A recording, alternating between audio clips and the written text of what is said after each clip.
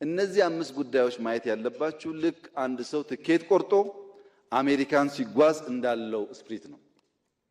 አንድ ሰው ትኬት ቆርጦ ወደ አሜሪካ ሲሄድ የሚሰጠው አንድ ወንበር ነው። ታውቃላችሁ፣ ሰዓቱ 10 ምናምን ሰዓት ነው በረራው። አንድ ወንበር ይሰጠዋል። መቀመጫም ነው፣ ከደከመውስ አልጋም ነው። መንቀሳቀሻ ቦታ የለም። ታውቃላችሁ፣ ትንሽ ቦታ ናት አውሮፕላን ላይ። ሰው ቢርበው ምግብ ቢል አንዴ ሁለቴ ይሰጣል። ግን የሚሰጥ ፈልገህ አይደለም፣ ይሰጣል፣ ታሽጎ ይሰጣል እንጂ ይሄኛውን አልፈልግም ምስር አድርጊልኝ አይባልም። አየር ላይ ይባላል። ሽሮ አድርጊልኝ እኮ አይባልም።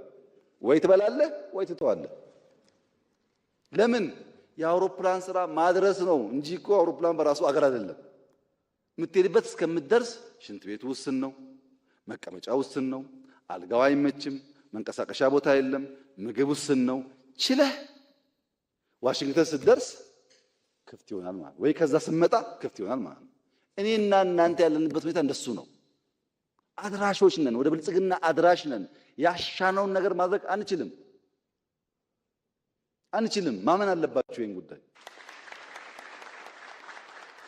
አድራሽ ነን፣ እኔና እናንተ አድራሽ ነን። ልጆቻችን ናቸው ብልጽግናን የሚያዩት።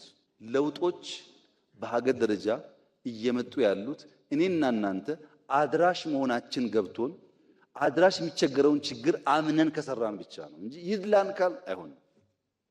ግን በቃ የኔና የናንተ እጣ እሱ ነው። እጣ ወደቀብን፣ ተቸግረን መከራ በልተን ይሄን ሀገር ማሸጋገር አለብን። እንደዛ ማሰብ ከናንተ ይጠበቃል።